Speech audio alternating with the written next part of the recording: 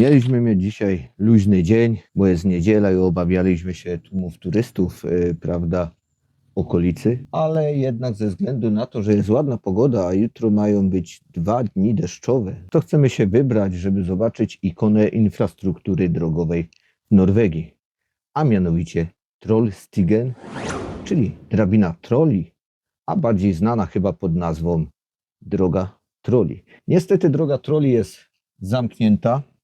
Ze względu na opadające głazy zamknęli do końca roku zamknęli drogę troli.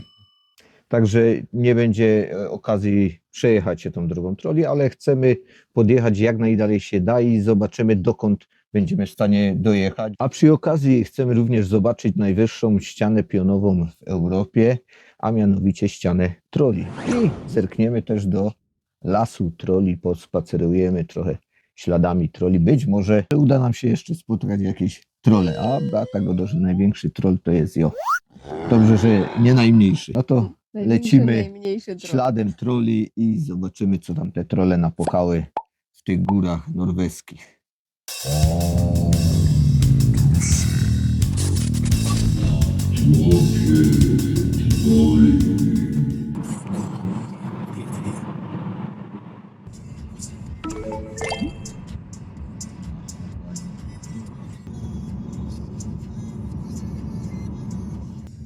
Miejsce docelowe jest po prawej stronie.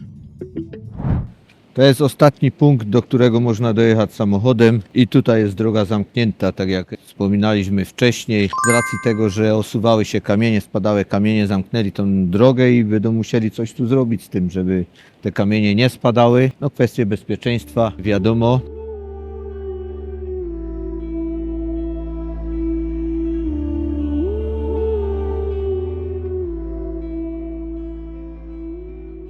Niestety droga troli ma być zamknięta do lipca 2025 roku, choć to data czysto teoretyczna, ponieważ prace nad zabezpieczeniem osuwisk są często nieprzewidywalne oraz pochłaniają spore środki finansowe, a tego właśnie brakuje w okręgu Mor og Romsdal, który zarządza tym odcinkiem drogi 63.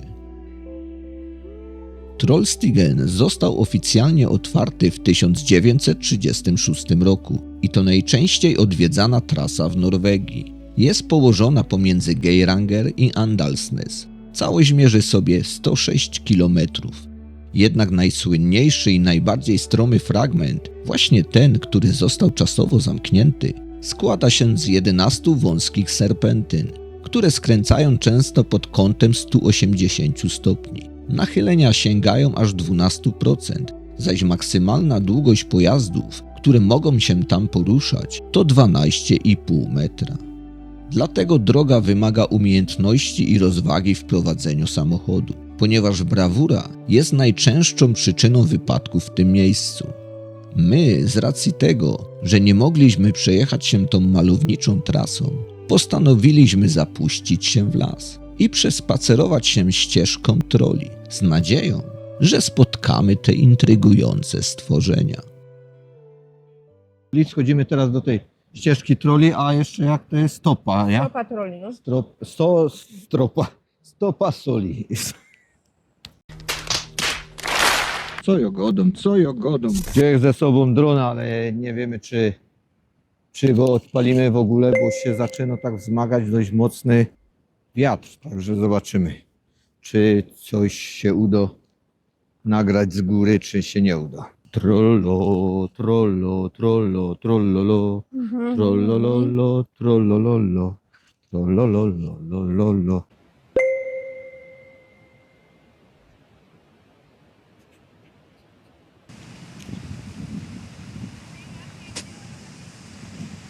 No i doszliśmy do pierwszego ciekawego punktu, prawda, na tej ścieżce troli. O, ławeczka z widokiem na wodospad.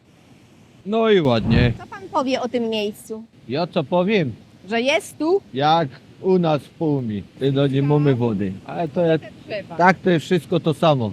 Tak oby w Pumi, bo jakby mnie kiedy obudził w nocy tu i powiedział tej hopie stowej, jadymy dudum, jakby padał. Kaj dudum jak jej doma. Ja richtig, dudum. U nas tak jest w Pumi.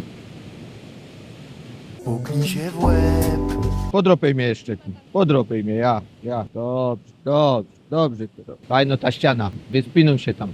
Idziesz tam ze mną, żeby tam na rynkach zlotnamy. Można tu śmiało zejść na dół do wodospadu. To jest tutaj wydeptana ścieżka, także w miarę jest bezpiecznie.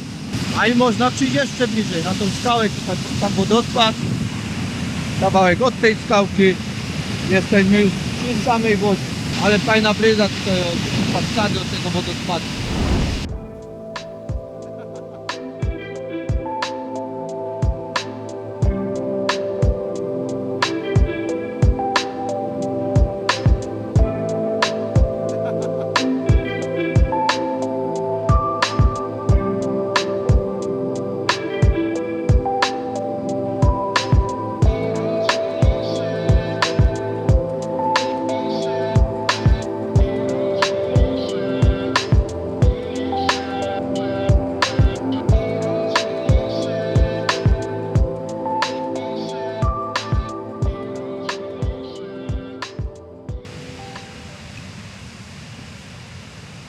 Czasami ta ścieżka troli prowadzi przez takie gąszcza, paplocie.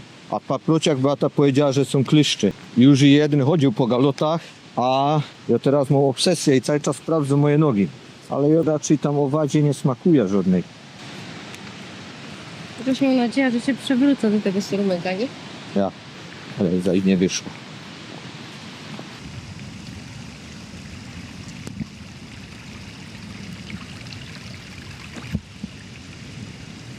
Tu jest znowu ścieżka do lasu, także chyba tu trzeba iść. Jest most, jesteśmy uratowani. Kapitanie, jesteśmy uratowani. I doszliśmy do mostku i tutaj są znowu szlakowskazy. Czyli nie zgubiliśmy się i wy też się nie zgubicie, podejrzewam, bo szlak nie jest jakiś trudny, to jest bardziej ścieżka taka i jest oznaczona tylko kawałek później. Jest takie dość nieprzyjemne, jak się idzie w lesie po błocie. Widoki jak to widoki tutaj nie zawodzą, jak zawsze perfekcyjne, epickie, piękne, wspaniałe i cudowne. Norwegia.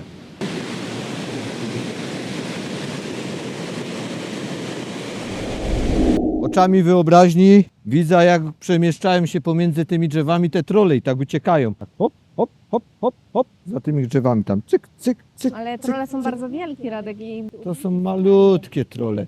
Te trole norweskie są małe. Trole z Władcy Pierścieni są duże i niebezpieczne. To się zgadza. A te tu są malutkie, takie nieszkodliwe, tak kurde, one ci przyjdzie, tak wiesz, bo nie jednego, że spotkał, to ciom, tu ci do nogi cię chyci za noga, mama.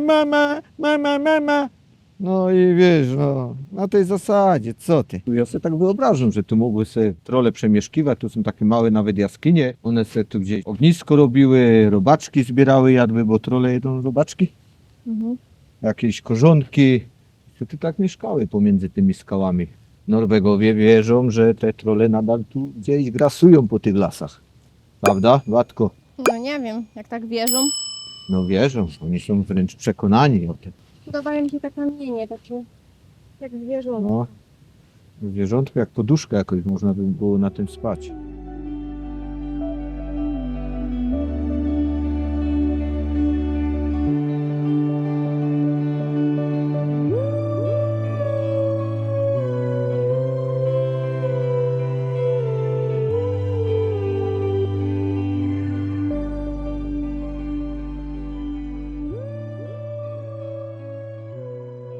W norweskich legendach trole przewijają się już od dawien dawna, zaś pierwsze zapisane o nich wzmianki znaleziono w słynnej księdze Edda, datowanej na IX wiek.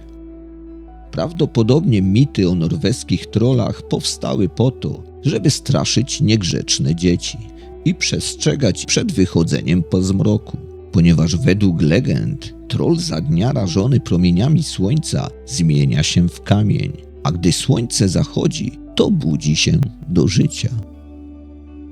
Zaś z racji tego, że kiedyś związki kaziroczcze były dość dużym problemem w Norwegii, zrodziła się też wersja, że trolle to chore umysłowo i zdeformowane fizycznie dzieci, które były porzucane w lesie. Większość z nich umierała, ale te, co przetrwały, dziczały do reszty, stąd też ich nieludzkie zachowania i wygląd. Jedno jest pewne, że trolle przedstawione są zazwyczaj jako duże, silne stworzenia, które są bardzo złośliwe, głupie i niebezpieczne dla ludzi. Jednak w obecnych czasach troll w norweskiej sztuce i kulturze ukazywany jest w bardziej humorystyczny i karykaturalny sposób. Jako śmieszny, gruby stworek z rozczochraną fryzurą, wielkim nosem i wyłupiastymi oczami.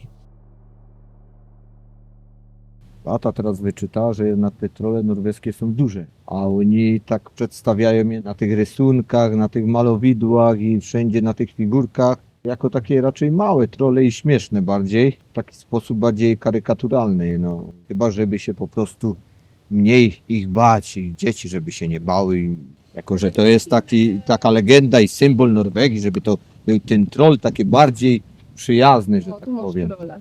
Takiego dużego, widzisz? Duży troll. Przede wszystkim baśnie w założeniu w ogóle nie były dla dzieci. Bo zazwyczaj to były straszne baśnie. Komuś się tam krzywda działa, kogoś ktoś zjadł, kogoś ktoś zabił. Tak to wyglądały te baśnie z naszych lat dzieciństwa, dlatego mamy takie zryte berety. On też tak wyglądał jak ten troll z Norwegii, obładowany, skarbów mu pełno naokoło i chodzą już też tam.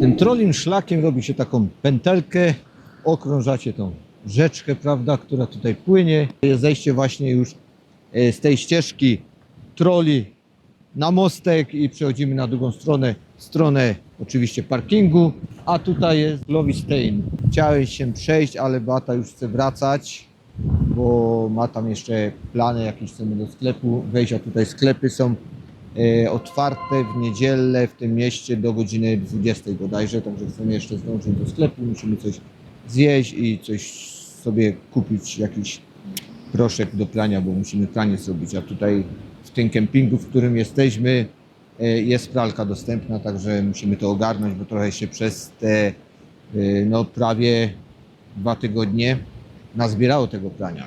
No jeszcze raz powiem, że żałujemy, że nie mogliśmy się przejechać drogą troli, no ale siła wyższa jest zamknięta, jak widzicie, pełno tu jest takich osuwich skalnych, także no i jest to pewnie niebezpieczne. Norwedzy wiedzą, co robią i woleli zamknąć drogę troli, zanim by doszło do jakiejkolwiek tragedii, katastrofy, prawda?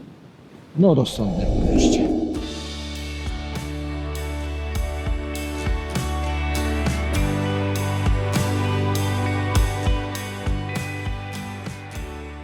W drodze powrotnej na parking pokusa wypuszczenia w powietrze naszego wandrona była silniejsza od wiatru, który hulał tego dnia nad doliną, co niestety okazało się być zgubne dla naszego latającego przyjaciela. Bo przez moją nieuwagę i nagły podmuch wspomnianego wiatru wandron zaliczył bliskie spotkanie z brzozą. Dlatego musieliśmy wyruszyć na poszukiwania, które pokrzyżowały nam plany odwiedzenia najwyższej pionowej skały w Europie, a mianowicie Trollveggen, czyli słynnej ściany troli. Dron uratowany. Leżał tuż przy rzece. Masakra, że on przeżył w ogóle. Nic mu nie jest na szczęście. Ale że on nie wpadł do rzeki, to cupal. Dron jest. Wszystko jest ok, czyli możemy nagrywać dalej Norwegia. Slot tak. Jest rajzy. No i co teraz? Panie mnie przepuszczą może, co? Bo ja tylko chcę przejechać. Nic więcej. No.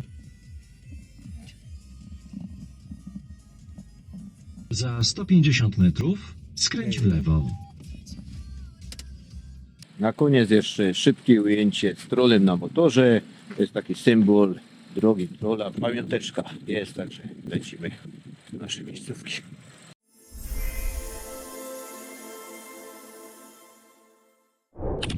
Good morning, siemanderko.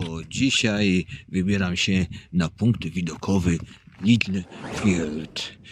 Nie wiem, czy to dobrze wymawiam, ale mam nadzieję, że tak, bo norweski język to trudny język. Dzisiaj sam się wybieram, bo Beatka się troszkę też źle poczuła, a jeszcze jutro wybieramy się na 3. czy też 4. już miejscówkę w Norwegii i czeka nas druga droga, także postanowiła przygotować wszystko, już powoli nas pakować, a ja mam chwilę, dlatego postanowiłem sobie wyskoczyć gdzieś około 30 km od naszej miejscówki i wejść na taki fajny, właśnie jak wspomniałem, punkt widokowy, z którego rozciąga się super panorama 360 praktycznie stopni na okolice, między innymi na Trollsvegen, czyli ścianę troli, na Romsdalfjord. Na pewno będzie to fajna wycieczka, aczkolwiek bardzo krótka, ponieważ wejście na ten szczyt widokowy to jest około 20-30 minut, także myślę, że to szybko rozpracuję i wracam po prostu pomóc już Beacie. A żeby tu dojechać, to niestety trzeba zapłacić 100 noków. Droga jest płatna, także jeszcze sprawdzę, jak będę wracał. Zrobiłem sobie zdjęcie. Droga jest częściowo asfaltowa, jest ok, tylko jest wąska. Czasem są takie zjazdki, gdzie można, prawda, się wyminąć z innymi samochodami. Później już robi się szutrowa. No tak jak widzicie, tak wąska. No i parking, no gdzie się da, tam się stoi po prostu. Od razu z tej doliny ścieżka startuje mocno do góry. Później kawałek dalej są jakieś łańcuchy, także zobaczymy, jak tam wygląda sprawa z łańcuchami. A tutaj z góry wygląda ten parking i droga dojazdowa, jak widzicie. Tak.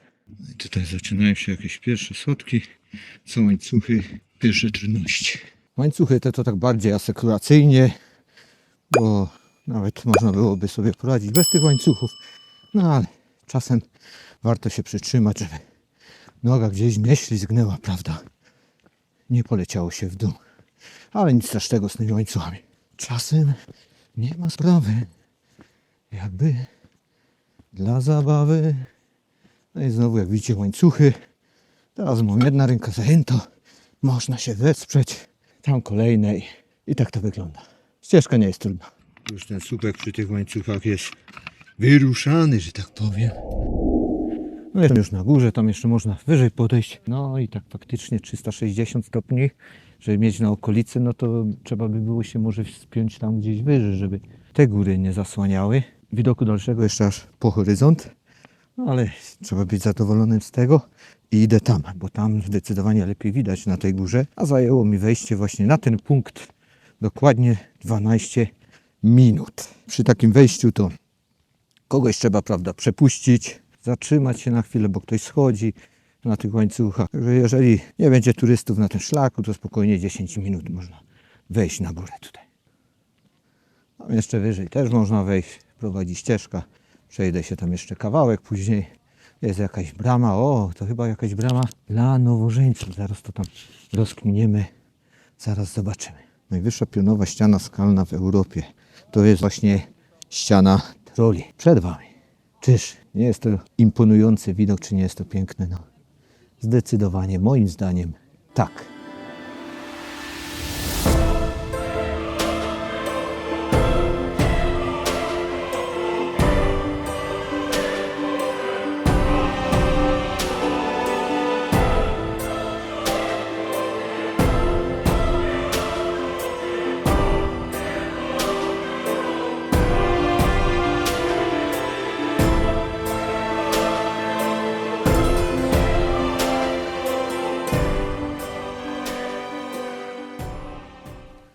A tutaj goście ślubni i sesyjka ślubna, zobaczcie sobie.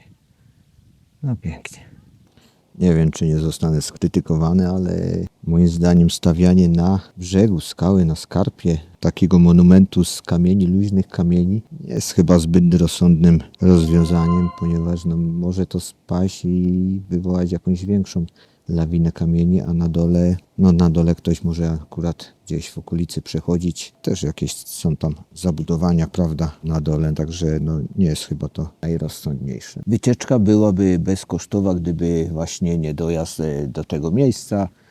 Tak jak wspomniałem wcześniej, kosztuje to 100 noków, no plus paliwo. I sami sobie odpowiedzcie na pytanie, czy warto wydać 100 noków, żeby podziwiać oto takie widoki. Jak między innymi za moimi plecami. No i przed moją facjatą. Też pięknie, nie?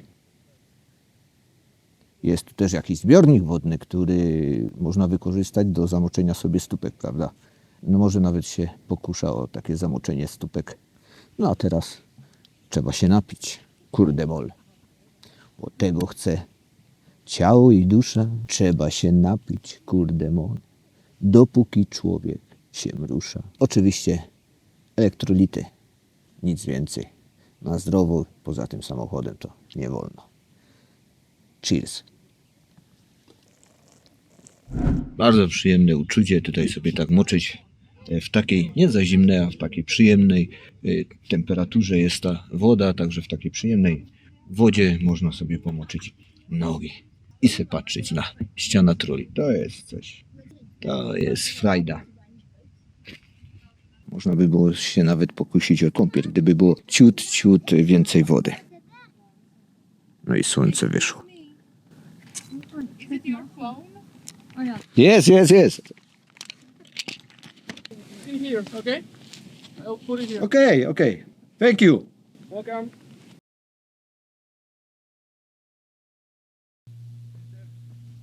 Hey. Excuse me? Have you seen a boy? No. No. Little boy? What's that? No. No. I go back and see if he's there. Przed chwilą podszedł do mnie młody mężczyzna i pytał, czy widziałem mojego chłopca, bo on się zgubił po prostu. No i on nawoływał, ja wchodziłem tutaj na górę, rozglądałem się. No na całe szczęście za chwilę zawołał chyba jego ojciec, że chłopczyk się znalazł. Także uważajcie na swoje pociechy, bo dziecko w takich chwilach może poczuć się zagubione, pójdzie w jakimś kierunku, bo będzie myślało, że dobrze idzie w stronę swoich rodziców, a może się właśnie jeszcze bardziej od nich oddalać. Jak tutaj się dziecko zgubi, to no, chwila nieuwagi i nieszczęście gotowe. Gdyby spadło z którejś z tych skarb, to naprawdę tylko współczuć. Całe szczęście. Historia zakończona happy endem.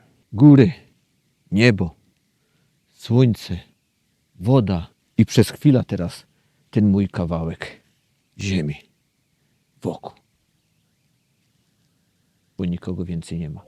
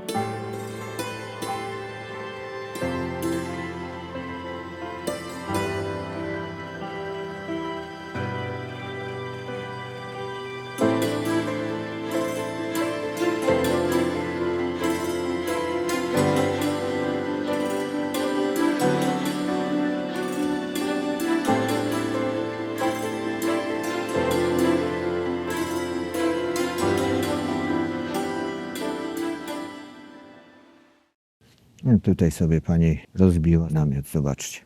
Nad samą skarpą, elegancko, z taką małą dziewczynką przyszła. I pięknie. Teraz jeszcze hopsa, sasa, ida do domku Juhasa. A domek Juhasa jest tu. Zaciekawiło mnie to i musiał, że jeszcze się przejść kawałek, bo jakiś domek jest i zaraz to sprawdza, co to jest za domek. Drabina już nadwyrężona nieco. Tak, resztkami sił wisi na tym, nie wiem czy to jest piorunochron. No domek jest niestety zamknięty, jest kłódka jak widzicie i jest Statkraft. Ciekawe. A tu jest jakoś jeszcze chyba antena czy coś, jakiś nadajnik. Może Wi-Fi tu jest? To nie jest piorunochron, to są po prostu liny, żeby dachu mu nie zerwało. Jest tam jakaś ławka Jest tam jakiś stolik i tyle. A tam kolejny namiot, jak widzicie. Także ludzie przychodzą tu i biwakują, rozbijają namioty i chwała im za to. Pisik musi być. Nie wiem, czy ktoś po mnie poczyta, ale mam nadzieję, że poczyta. Tu jest długopis, nawet zapalniczka jest w środku w tej skrzynce. I tutaj mamy właśnie nazwę tego zniesienia.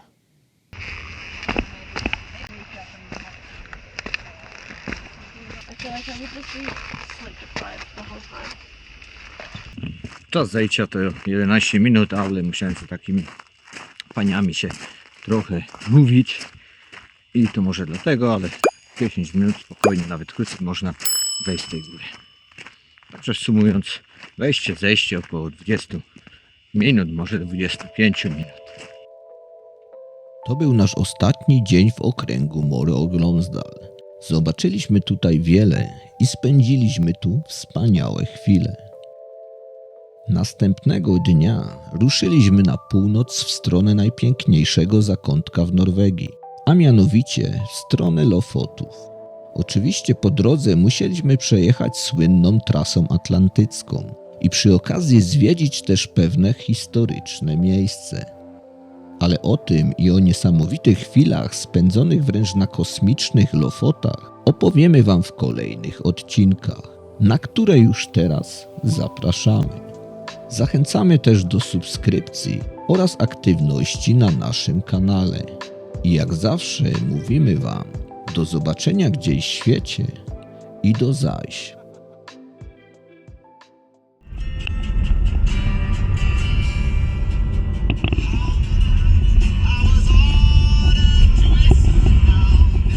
Tu jest ten punkt poboru opłat i są kamery, także nie ma co ryzykować. Trzeba po prostu zapłacić, tylko chcę się dowiedzieć dokładnie na jakiej stronie. Na motorach i traktorem, jak pojedziecie, to macie za darmo. A ja muszę 100 zapłacić. I www Pass Pay. No nie wiem, czy mi to pobiorą z mojego e-pasa, czy muszę tam zapłacić. Dobra, wejdę na stronę i zobaczymy.